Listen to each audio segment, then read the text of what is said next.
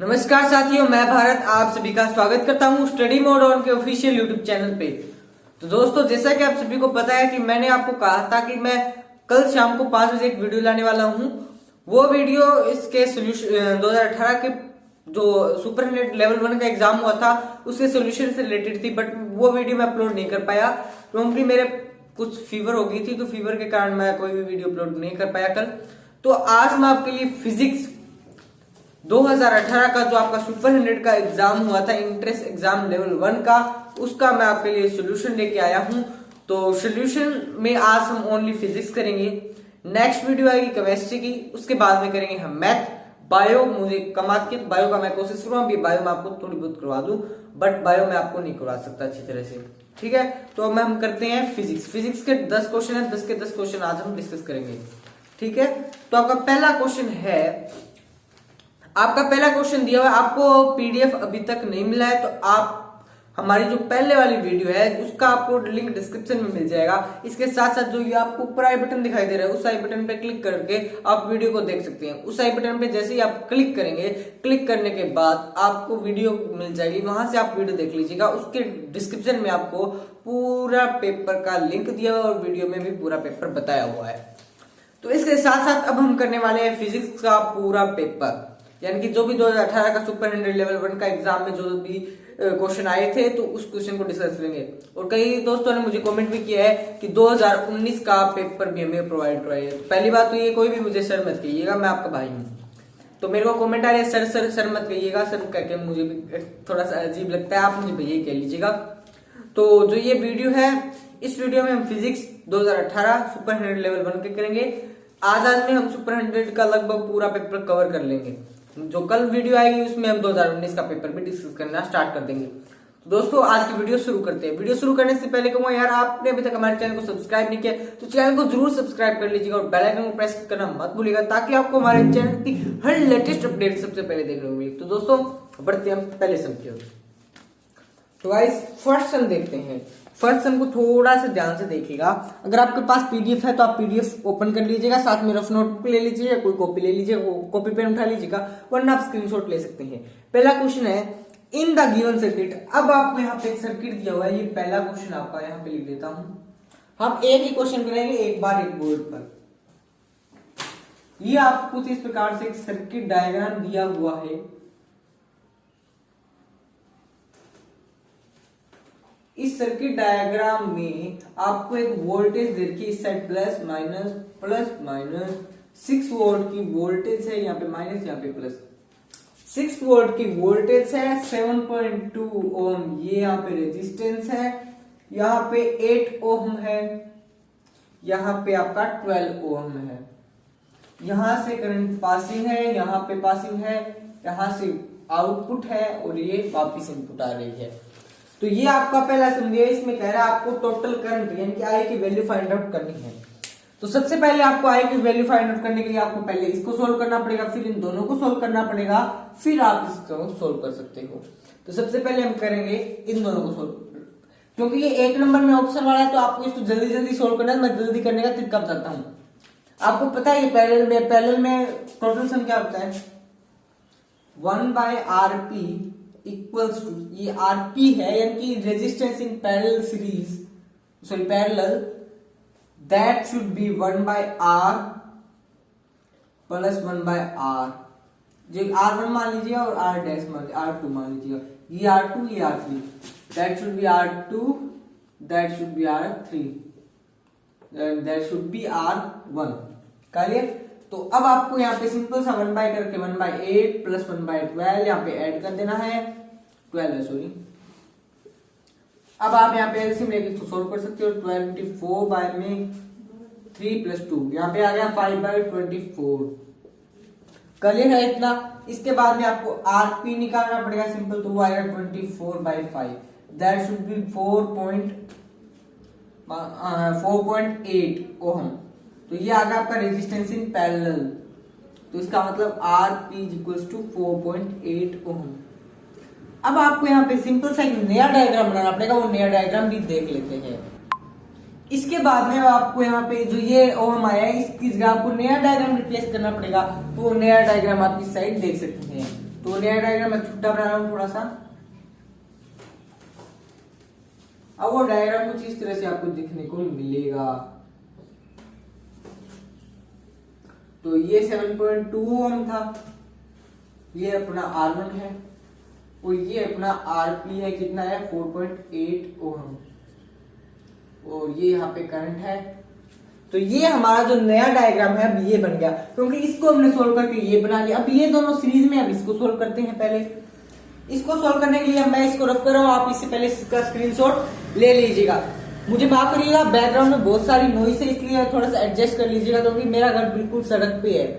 तो आप इसे एक बार स्क्रीनशॉट ले लीजिएगा, स्क्रीनशॉट ले लीजिए।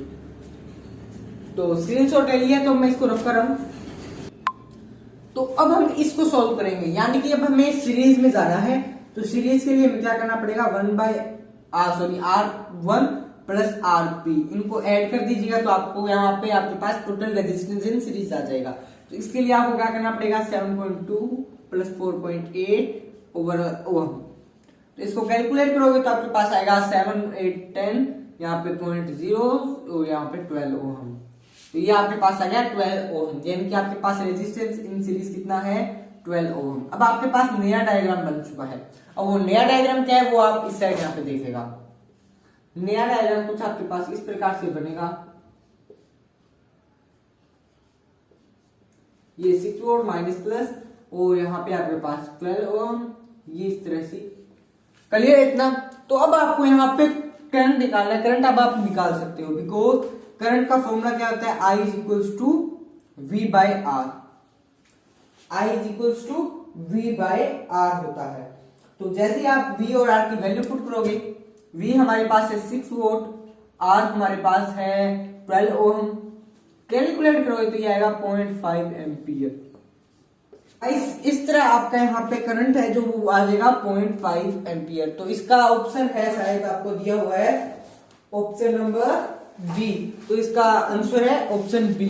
तो इसके बाद में हम बढ़ते हैं अब अपने जो नेक्स्ट क्वेश्चन है अपना, यानी कि सेकंड सम उसकी ओर। तो सेकंड सम में आपको करना क्या है, सेकंड सम की स्टेटमेंट रीड आउट कर लीजिएगा, आपके पास होगी इसकी स्टेटमेंट। तो इसमें ओनली आपको पिक करना है, कोई इसका सॉल्यूशन नहीं है। वैसे इसको आपको याद ही रखना पड़ेगा। तो याद रखने के लिए आप कई अलग अलग मेथड है इसके, जिस तरह से आप इसको याद रख सकते हो। तो उसके लिए आपको करना क्या पड़ेगा वो भी मैं वीडियो में बता देता हूं। तो आपको यहाँ पे क्वेश्चन दिया हुआ है, हाउ मेनी इलेक्ट्रॉन कंसिस्ट या constitute current of 1 micro ampere in 1 second. इसका कहने का भाव ये है, अगर आप 1 माइक्रो एम्पियर का करंट दे रहे हो, अगर 1 सेकंड तक के लिए दे रहे हो, 1 माइक्रो एम्पियर करंट है जो कि आप 1 सेकंड के लिए दे रहे हो, टाइम पीरियड 1 सेकंड है, तो उसमें कितना चार्ज जो है वो इंड्यूस्ड होगा या कंस्टिट्यूट होगा। तो इसका ऑप्शन है 6.25 इंटू 10⁻12। ये हमारी केमिस्ट्री में भी है, तो इसको आप याद रखना पड़ेगा, क्योंकि ये होता है ऐसा यूनिट के अनुसार यही होता है। बट अगर आपको यहाँ पे 2 हो जाता तो आपको कैलकुलेशन करनी पड़ती, उस कैलकुलेशन का भी मैं मेथड आपको सोल्व करके दे दूंगा। तो सेकंड सम का आपको ऑप्शन मिलेगा बी, सेकंड सम का भी ऑप्शन है बी, ठीक है। तो पहले और दूसरे सम का दोनों का बी ऑप्शन करेक्ट है। इसके बाद में भी आपको रिटर्न ही है, कोई वैसे इसका कोई सॉल्यूशन नहीं है। आपको पूछा है मैग्नेट, ऐसा unit of magnetic field intensity, शायद ये परसेंट। तो गाइस आपको थर्ड सम दिया हुआ है SI unit of magnetic field. अब आपको अंदाजा लगा लेना है कि आपका क्वेश्चन किस टाइप का आने वाला है, किस तरह से आपको उठाया जाएगा। तो इसका आंसर है टेस्ला, टेस्ला जिसे टी से डिनोट करते हैं, स्मॉल टी ऐसे, टेस्ला इसका ऑप्शन है। ये भी B option, B option is the correct answer, tesla correct है। अब इसके बाद में हम बढ़ते हैं अब अपने फोर्थ सम को। तो फोर्थ सम भी देख लेते हैं। तो गाइस फोर्थ सम देख लीजिएगा, फोर्थ सम की स्टेटमेंट रीड आउट कर लीजिएगा अगर आपके पास पीडीएफ है तो। अब फोर्थ सम देखते हैं। फोर्थ सम की स्टेटमेंट है a body which produce sound in the state of. यह भी आपको याद करने की जरूरत है। अगर आपको पता है कि साउंड है वो किससे प्रोड्यूस्ड होता है, तो ये पूछ रहा है एक पिंड जो ध्वनि प्रदान करता है निम्न अवस्था में होगा। In English a body which produce sound in the state of. तो ध्यान से आपको पता होगा, आपने 9th क्लास में पढ़ा है कि sound is the form of vibration. अगर वाइब्रेशन होगी तभी साउंड उत्पन्न होगा, यानी कि जब कंपन अवस्था होगी तभी साउंड उत्पन्न होगा, ध्वनि उत्पन्न होगी। तो इसका करेक्ट ऑप्शन है सी, फोर्थ सम का सी ऑप्शन है, जो कि है वाइब्रेशन, कंपन अवस्था। Vibration is the correct answer, that should B state the production of या कन्वर्जन ऑफ साउंड। ठीक है, साउंड ओनली वाइब्रेशन के कारण होता है। जैसे ही हम कोई चीज को वाइब्रेट करेंगे तो वहां पे साउंड प्रोड्यूस होना जायज है।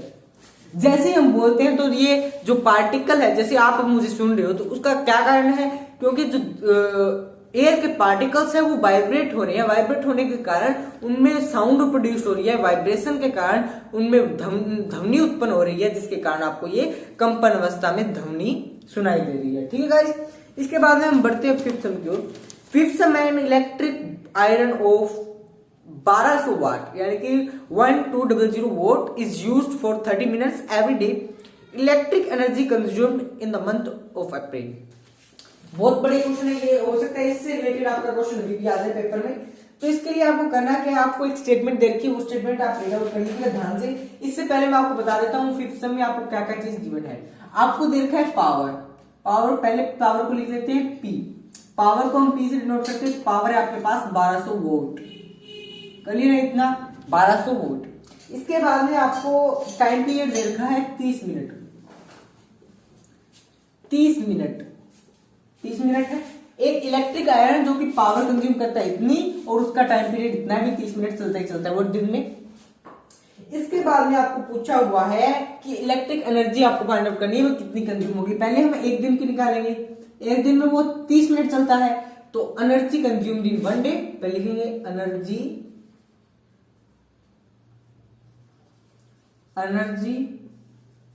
Consumed in 1 day. एक दिन में कितनी कंज्यूम होगी उसको हम डिनोट करें E1 से, तो वो है हमारा देगा। आपको पता होना चाहिए हमें किस तरीके से करना है सम। अगर आपको सम का पता है कि आपको किस तरीके से करना है तो आपको कोई भी दिक्कत नहीं आने वाली। तो इसका फॉर्मूला क्या होता है वो भी मैं आपको बता देता हूं, P/T, पावर बाय में time period. But time period over में होता है, क्योंकि इसका ऐसा यूनिट होता है वोट ओवर, वाट ओवर होता है। बट इसके ऑप्शन में दिया आपको किलो वोट ओवर, तो हम किलो वोट ओवर लेके चलेंगे, बट वोट ओवर है ये याद रखना। तो यहाँ पे आपको पहले टाइम पीरियड को ओवर में बदलना पड़ेगा, यानी कि 1/2 हाफ ओवर है ये, कर लेना। अब आपको यहाँ पे सिंपल से वैल्यू पुट कर देनी है। पी हमारे पास कितना है, सॉरी P इंटू टी होता है guys, P into T, because E upon T power होता है, क्योंकि rate of change of energy is equal to power. समझ आ गया? तो अब आपको करना क्या है, E1 यहाँ पे आपके पास आएगा 1200 इंटू 1/2 वाट ओवर। तो यहाँ पे ये 2 से 2 कैंसिल, 600 वाट ओवर। ऑप्शन में आपको किलो वोट ओवर दे रखा है, तो इसे हम किलो वोट ओवर में बदल लेते हैं, kilowatt hour, because 1 kilowatt hour is equal to 1000 watt hour. ये यहाँ पे एक यूज किया है मैंने इस तरफ। ठीक है, अब हमें निकालना है, इसमें एक दिन का आ गया। अब पूछा अप्रैल मंथ में, अप्रैल मंथ में दिन कितने होते हैं, टोटल डेज हो गया अपने पास 30, टोटल डेज बराबर 30, तो total energy consumed in 30 days, total energy consumed in 30 days. एक वाली से हम अगर 30 को गुना करते, यानी कि 0.6 को अगर हम 30 से गुना करते और किलो वोट ओवर यूनिट लिख दे, तो हमारे पास आंसर आ जाएगा। तो वो क्या होगा, इसकी मल्टीप्लीकेशन करने से 18 किलो वाट ओवर। तो ये आपका आंसर है। तो ये ऑप्शन कौन सा है आपका, यहाँ पे ऑप्शन देखा आपको डी, यानी कि ये आपका डी ऑप्शन है, चौथा ऑप्शन। तो ये आपका इस सम का आंसर रहने वाला है। तो अब हम बढ़ते हैं इसके सिक्स सम की ओर। तो सिक्स सम देख लेते हैं गाइस, सिक्स सम क्या है। तो गाइस सिक्स सम की स्टेटमेंट भी कुछ इस तरह से दी हुई है आपको। इसमें थोड़ा सा आपको कोई भी आपको यहाँ पे याद करने की जरूरत नहीं है, आपको यहाँ पे बस थोड़ा सा दिमाग यूज करना है। इसमें कोई भी मैथमेटिकल पोर्शन नहीं है, इसमें ओनली आपको यहाँ पे करना क्या है, ओनली थोड़ा सा सीखना है आपको। तो अब आपको यहाँ पे करना क्या है वो स्टेटमेंट देख लीजिएगा। इन hydro electric power plant more electrical power be generated in the waterfalls from A greater height because, अब हिंदी में पढ़ता हूं इसको। किसी जल विद्युत शक्ति संयंत्र में अधिक विद्युत शक्ति उत्पन्न की जा सकती है यदि जल अधिक ऊंचाई से गिराया जाए, क्योंकि अगर आपको इस पेपर का पीडीएफ चाहिए तो वीडियो के डिस्क्रिप्शन में आपको वीडियो का लिंक भी मिल जाएगा जिसमें आपको इस पूरे पेपर का हमने डिस्कस किया। इसके साथ साथ आपको इस पूरे पेपर का पीडीएफ का लिंक भी आपको वीडियो के डिस्क्रिप्शन में मिल जाएगा। तो इसका आपको यहाँ पे कोई भी थोड़ा सा लिखने की भी जरूरत नहीं है, आपको बस थोड़ा सा याद रखना है। क्या, अगर टेम्परेचर इंक्रीज होगा, ये कह रहा है अगर हाइड्रो इलेक्ट्रिक पावर प्लांट है जो कि इलेक्ट्रिक पावर जनरेट कर रहा है, more electrical power can be generated it waterfalls from the greater height. अगर जल ज्यादा ऊंचाई से नीचे गिरता है तो ज्यादा पावर उत्पन्न होती है। क्यों, ऐसा क्यों है, इसका रीजन पूछा है। बिकॉज, अब ऑप्शन दिए है, ऑप्शन रीड आउट कर रहा हूं मैं। इस टेम्परेचर इंक्रीजेस, नहीं ये नहीं हो सकता। अगर टेम्परेचर बढ़ेगा तो भाई पावर कैसे बढ़ेगी, गलत है ये तो बिल्कुल। इसके बाद में larger amount of potential energy is converted into kinetic energy, जी हाँ ये बिल्कुल करेक्ट है। इसके बाद में बाकी की देखने की जरूरत नहीं क्योंकि यही सही ऑप्शन मिलने वाला है। इसको हिंदी में पढ़ लेते हैं। अधिकतर स्थिति यानी कि स्थिति के कारण उत्पन्न होने वाली ऊर्जा, that should be potential energy, गतिज ऊर्जा में परिवर्तित हो जाती है, change into kinetic energy. Kinetic energy the energy possessed by its motion, that should be called as kinetic energy. Clear है? तो यहाँ पे आपको ऑप्शन बी मिलेगा 6th क्वेश्चन का आंसर। इसके बाद में 7th क्वेश्चन भी कोई लिखने की जरूरत नहीं है, आपको सिंपल सा याद रखना है। तो अब देख लेते हैं 7th क्वेश्चन में आपको क्या दी हुई है statement. The weight of an object in a coal mine, अब मैं यहाँ पे थोड़ा सा लिख रहा हूं वो देख लीजिएगा। Weight of object in coal mine, coal mine क्या होती है, कोयले की खदान, जो कि W1।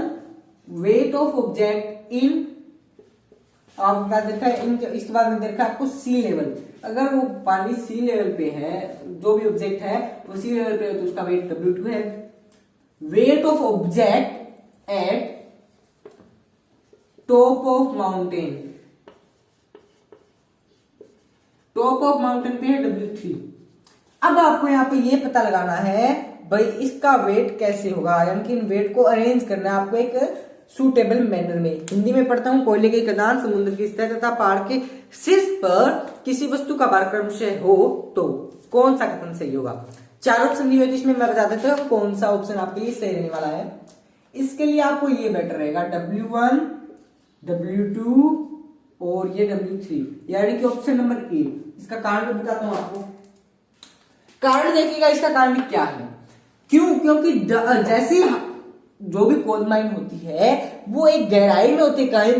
खदान क्या किया आपने, तो वो गहराई में हो गई, गहराई में किसी चीज का वेट बढ़ जाता है, सॉरी घट जाता है, तो यहाँ पे वेट कम हो गया।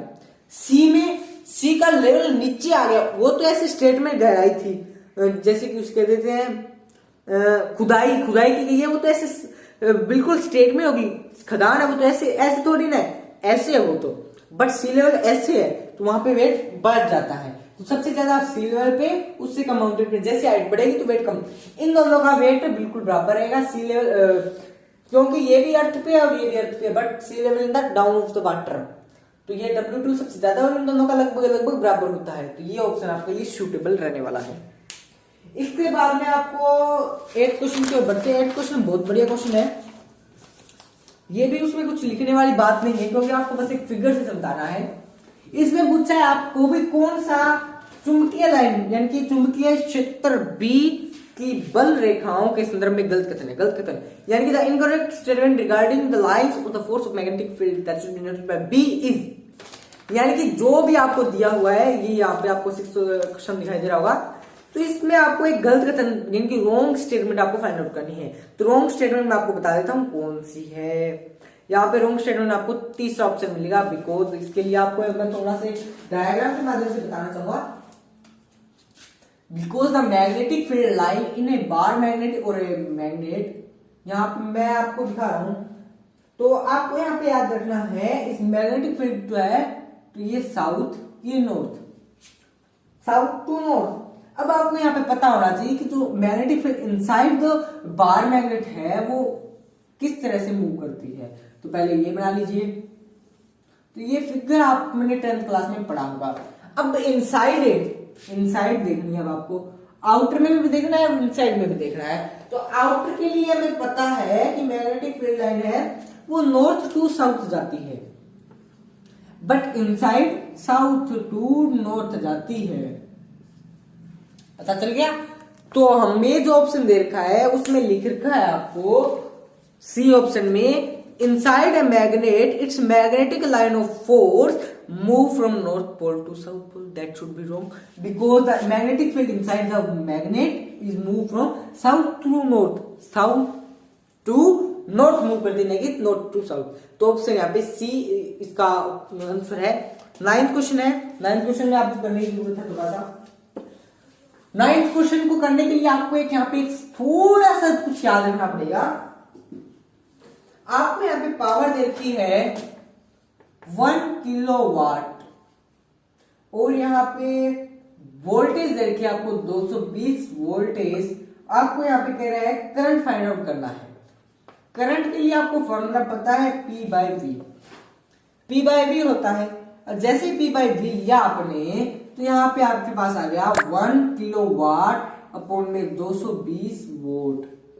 जैसे ही हम इसे किलो को वोल्ट में बदलेंगे सिंपल सा, तो ये 1000 वोल्ट अपॉन में 220 वोल्टेज, तो ये कैंसिल आउट और ये 22 यहाँ पे आएगा 4.54। इस तरह से आपके पास कुछ आएगा 45 एम्पियर, 4.545 एम्पियर। तो ये अप्रोक्सीमेशन में आ रहा है, तो अप्रोक्सीमेशन में इसको लिखते हैं 5 एम्पियर। वैसे इसका पिछली बार इस सम का सभी को इक्वल मार्क्स मिला था, चाहे गलत हो चाहे सही हो, बिकॉज इसका कोई करेक्ट ऑप्शन आपको नहीं गिवन था। इसके ऑप्शन आपको देखे थे, ऑप्शन बता देता हूं मैं क्या क्या गिवन है। 1 2 4 5, 1 2 4 5 है वो आपको इससे में सोते नहीं मिल रहे, तो इसका सही जवाब यही होगा 5 एम्पियर। तो इसके बाद में अब हम बढ़ते हैं 10 सम की ओर। तो एक बात ध्यान रखना भी, ये सम हर सेट में अलग अलग होंगे। मेरे पास एक सेट और है डी सेट, ये हमारा ए सेट था, इसके बाद में डी सेट हो रहा है। मैं आपको सेट दिखा देता हूं एक बार, एक मिनट रुकिएगा, मैं आपको सेट ला के दिखाता हूं। ये है ए सेट, ये है डी सेट। दोनों में सम सेम है बट सम के नंबरिंग अलग है, तो आप सम की नंबरिंग चेक कर लेना एक बार। तो अब हम बढ़ते हैं इसके 10 सम की ओर। 10 सम कर रहे थे हम। दूसरे सेट में बिल्कुल क्वेश्चन सेम है, क्वेश्चन सेम आएंगे सभी में बट थोड़े से ऊपर नीचे हो सकते हैं। तो 10 सम देखते हैं। हमारा लास्ट क्वेश्चन है फिजिक्स का। केमिस्ट्री का भी आपको सोल्यूशन मिलेगा, मैथ का भी आपको सोल्यूशन मिलेगा। तो आप हमारे चैनल को छोड़ के मत जाइएगा, हमारे चैनल पे आपको सब कुछ मिलेगा। चैनल को सब्सक्राइब जरूर कर लीजिएगा। 10th क्वेश्चन में आपको दे रखा है एक बल्ब है जो कि 12 वोल्टेज की सप्लाई पर 48 वोल्ट की ऊर्जा दर खर्च करता है। यानी कि आपको यहाँ पे P दे रखा है 48 वोल्ट और यहाँ पे वोल्टेज दे रखी है आपको 12 वोल्ट। इसके साथ साथ आपको टाइम पीरियड दे रखा है 2 सेकेंड। अब आपको यहाँ पे क्या करने की जरूरत है, पहले आपको निकालना है चार्ज। यहाँ पे कितना चार्ज इंड्यूस होगा आपको, यानी कि फाइनल ये इंड्यूस करना है, ये फाइंड आउट करना है। इसके लिए आपको पहले आई पे जाना पड़ेगा। आई होता है P बाई वी। तो यहाँ पे 48 बटा में 12, that should be 4 ampere. 4 ampere आ गया। अब आपको चार्ज फाइंड आउट करना है। चार्ज का फॉर्मूला क्या होता है, I is equals to D Q by D T. ये होता है आपको पता है change in time and change in charge, that should be I। तो अब हम इसे सिंपली सॉल्व कर लेते हैं। I की जगह 4 एम्पियर, डी क्यू की जगह डी क्यू हुई लिख लेते हैं और डी टी की जगह आपको 2 सेकंड दे रखी है। तो ये 4 इधर आएगा, 8 सेकंड है ये, तो 8 एम्पियर सेकंड, ये सेकंड पर सेकंड। तो यहाँ पे ये आ जाएगा 8 coulomb, COULAMP, that should be our answer. तो ये आपका यहाँ पे आंसर आ रहा है 8 कूलम्स। ठीक है, तो ये आपका ऑप्शन है 4th। यहाँ पे 4th ऑप्शन आएगा 8 कूलम। तो दोस्तों आज की इस वीडियो में हमने तकरीबन फिजिक्स जो है 2018 की वो पूरी कर ली है अच्छी तरह से। अगर आपको वीडियो पसंद आए तो वीडियो को लाइक कर दीजिएगा और अपने दोस्तों में भी शेयर कीजिएगा ताकि वो भी अब इस बार सुपर 100 लेवल 1 क्रैक कर सके। तो दोस्तों आज की पसंद नहीं, मिलते हैं अगली वीडियो में, तब तक के लिए नमस्कार, जय हिंद, जय भारत।